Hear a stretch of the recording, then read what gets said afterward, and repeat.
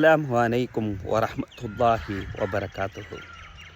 இறைவா, இந்த மண்ணை எனக்கு நீ வளமாக்கித்தா என்று கேட்கிறான் மனிதன். இறைவா, இந்த மனிதனை எனக்கு நீ உரமாக்கித்தா என்று கேட்டது மண். இருவருடைய பிரார்த்தனையில் யாருடைய பிரார்த்தனை இறைவன் நிறைவேற்றுவான்? இருவருடைய பிரார்த்தனையும் இறைவன் நிறைவேற்றுகிறான். ஏனென்று தெரியுமா?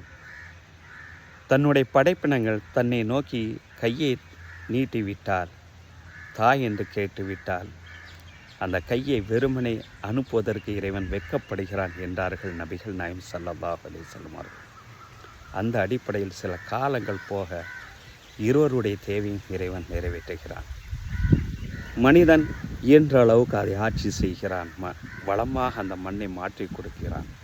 அலெக்சாண்டராக இருக்கட்டும், செங்கிஸ்கானாக இருக்கட்டும், நெப்போலியனாக இருக்கட்டும், இந்த உலகத்தில் அந்த உலகத்தை நாடுகளை பிடிக்கக்கூடிய எத்தனையோ தலைவர்கள் ஆட்சி செய்தார்கள்.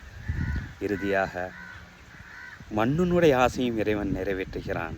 அந்த மனிதர்கள் அனைவர்களையும் இந்த மண்ணுக்கு உரமாகவும் ஆக்கினான். இருவருடைய ஆசைகளை நிறைவேற்றி இறைவன் சொல்கிறான், குல்லு மன் அலைஹா ஃபான்.